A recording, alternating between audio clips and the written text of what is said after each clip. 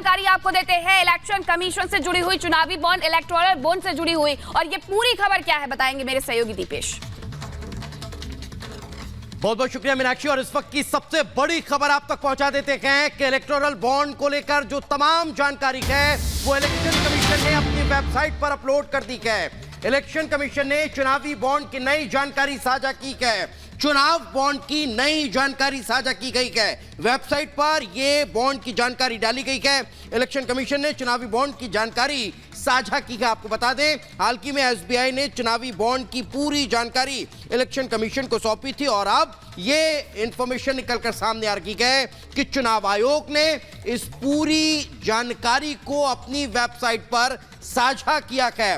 Supreme court की सख्ती के बाद एसबीआई ने इलेक्टोरल बॉन्ड का डेटा चुनाव आयोग को सौंपा था और अब चुनाव आयोग ने इस पूरी जानकारी को अपनी वेबसाइट पर साझा किया है।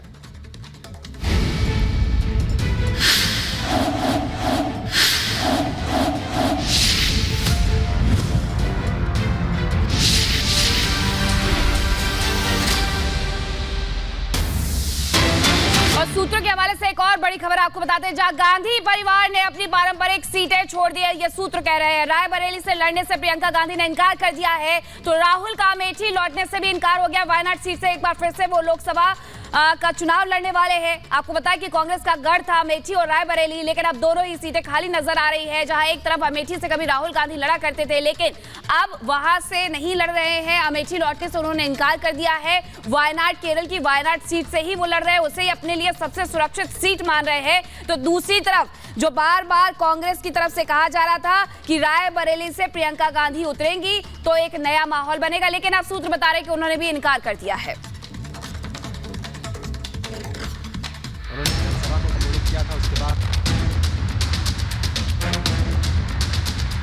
लोकसभा चुनाव में अब गिनती के दिन बचे हैं।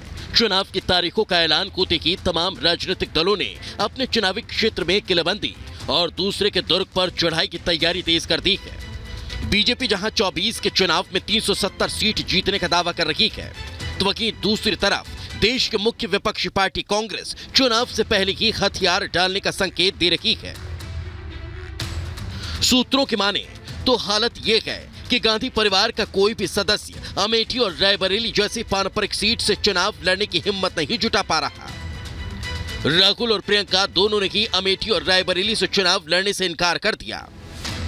पारंपरिक सीटों से गांधी परिवार का पलायन, ये बात किसी से छिपी नहीं है कि अमेठी और रायबरेली की सीट गांधी परिवार की पारंपरिक सीट कही जाती रही है।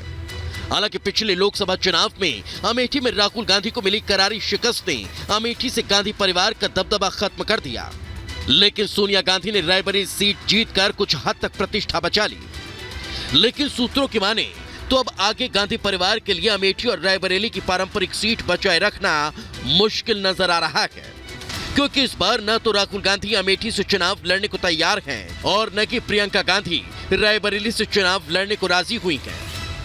अमेठी से राहुल गांधी जी की हार, बहन स्मृति ईरानी जी की भयानक नरेंद्र मोदी जी की जीत, रायबरेली से सोनिया जी का सीट छोड़ना, राज्यसभा के थ्रू एमपी बनने की भूख, प्रियंका जी का इन सीटों पे न जाना, ये बता रहा है कि इन लोगों को अब ऐसा ही कोई वायनाड जैसा जगह चाहिए जहां वो सिर्फ और सिर्फ उन लोगों के बदौलत जीतने की इच्छा रखते हों जो गौ माता की सरेआम हत्या करते हों। ये उनके मार्फत जीतना चाहते हैं जो हिंदू धर्म का अनादर करते हैं। ये उनके मार्फत अब जीतना चाहते हैं जो सत्य सनातन धर्म को चकनाचूर करना चाहते हैं, नष्ट करना चाहते हैं। जानकारी के मुताबिक राहुल गांधी जहां अपनी पिछली चुनावी जीत को दोहराने के लिए वायनाड से चुनाव लड़ेंगे, तो वहीं प्रियंका गांधी इस बार लोकसभा चुनाव से दूरी बना सकती हैं। हालांकि राहुल गांधी पारंपरिक सीट छोड़कर वायनाड की तरफ क्यों जा रहे हैं, इसका जवाब कांग्रेस की तरफ से कोई देने को तैयार नहीं। लेकिन इतना तय है कि कहीं न कहीं अमेठी में पिछली बार हुई हार का सदमा इसके पीछे महत्वपूर्ण भूमिका निभा रहा है, क्योंकि अमेठी में मौजूदा सांसद स्मृति ईरानी बार बार राहुल गांधी को अमेठी से चुनाव लड़ने का खुला चैलेंज देती आ रही है, जिसका जवाब देने से राहुल कन्नी काटते नजर आ रहे हैं। अजीब मंजर है कांग्रेस की राजनीति का। पहली बार अमेठी से प्रत्याशी घोषित करने में कांग्रेस इतना समय लगा रही है, इतना चिंतन और मंथन कर रही है। कांग्रेस की हार का संकेत आपको उसी में मिल सकता है।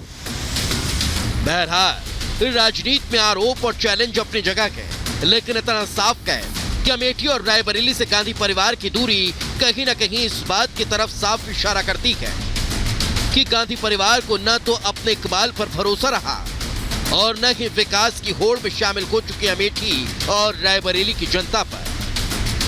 Bureau report, Republic Bharat.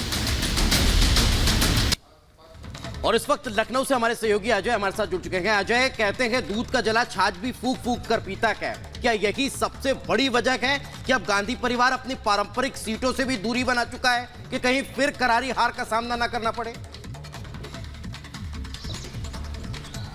बिल्कुल हार का ही संभावना और उसका भय दिख रहा है कि दूरी बनाते दिख रहे हैं। जो सोर्सेज हैं कांग्रेस पार्टी के वो बता रहे हैं कि रायबरेली अमेठी की सीट पर अब गांधी परिवार के लोग नहीं लड़ेंगे। और ये बात केवल उनकी निजी भय तक सीमित नहीं होती, बल्कि अखिलेश यादव जो ये गठबंधन है, जिस गठबंधन के बैनर में ये साथ आए हैं, वो भी श्योरिटी दिलाने में असफल रहे। क्योंकि पिछले दिनों देखने को मिला कि जो 4 बड़े चेहरे, वैसे तो कई 7 के आसपास विधायक गए, पर जो 4 बड़े चेहरे थे उनमें से ज्यादातर रायबरेली, अमेठी, सुल्तानपुर के उन पॉकेट्स के एमएलए हैं जहां के वोटर्स रायबरेली और अमेठी में वोट करते हैं। तो उनके जाने का भी एक जो लॉस हुआ है, जो बीजेपी को गेन मिलेगा, उसका भी भय देखने को मिल रहा है। और सीधे सीधे जो सोर्सेज इशारा कर रहे हैं वो ये बता रहे हैं कि राहुल गांधी हो चाहे वो प्रियंका गांधी हो, रायबरेली अमेठी की लोकसभा सीट से चुनाव नहीं लड़ेंगे। तो ये सोर्सेज की तरफ से दी गई जानकारी है। समाजवादी पार्टी एश्योर कराने में भी असफल दिखी और कांग्रेस का खुद का भी भय है। पिछली बार हार का अनुभव और इस बार जिस तरीके से कैडर से फीडबैक आ रहा है, जिस तरीके से ग्राउंड से रिपोर्ट उनको मिल रही है, दिख रही है संभावना ये कि जो गांधी परिवार है वो चुनाव नहीं लड़ता दिखाई देगा रायबरेली अमेठी से।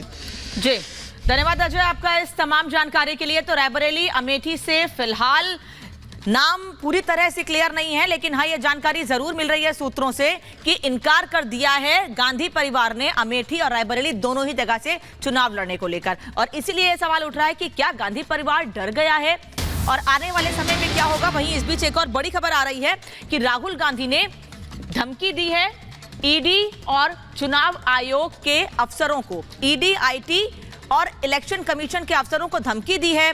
उन्होंने सीधे सीधे धमकी देते हुए राहुल गांधी ने कहा है कि सरकार जब चली जाएगी और हमारी सरकार आएगी फिर अफसरों पर कार्रवाई करेंगे।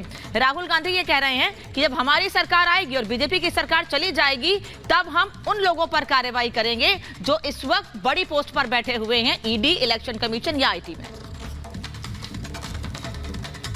चाहे वो इलेक्शन कमीशन हो, चाहे वो सीबीआई हो, ईडी हो, ये सब हो, ये अब बीजेपी और आरएसएस के हथियार हैं।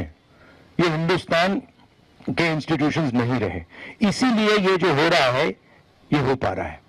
अगर ये इंस्टीट्यूशंस अपना काम करते, अगर सीबीआई अपना काम करती, ईडी अपना काम करती, तो ये नहीं होता। तो उनको ये भी सोचना चाहिए,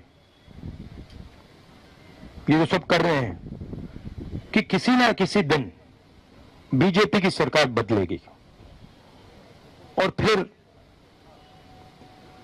कार्रवाई होगी, और ऐसी कार्रवाई होगी कि मैं गारंटी कर रहा हूं ये फिर से कभी नहीं होगा। तो राहुल गांधी का आपने बयान सुना। राहुल गांधी के सुर में सपा ने भी सुर मिला दिए हैं और कहा है कि राहुल के बयान का समर्थन करते हुए समय आएगा तो जांच होगी। ये समाजवादी पार्टी की तरफ से बयान आया है। तो देखिए किस तरीके से राहुल गांधी ने पहले तो धमकी भरे लहजे में कहा है कि कोई भी ऑफिसर हो, हमारी सरकार आएगी तो हम एक्शन लेंगे, जांच करेंगे। तो दूसरी तरफ समाजवादी पार्टी भी सुर में सुर मिलाते हुए ये साथ जानता है कि भाजपा ने एजेंसियों का दुरुपयोग किया है। एजेंसियों ने कार्रवाई की, भाजपा को चंदा मिला।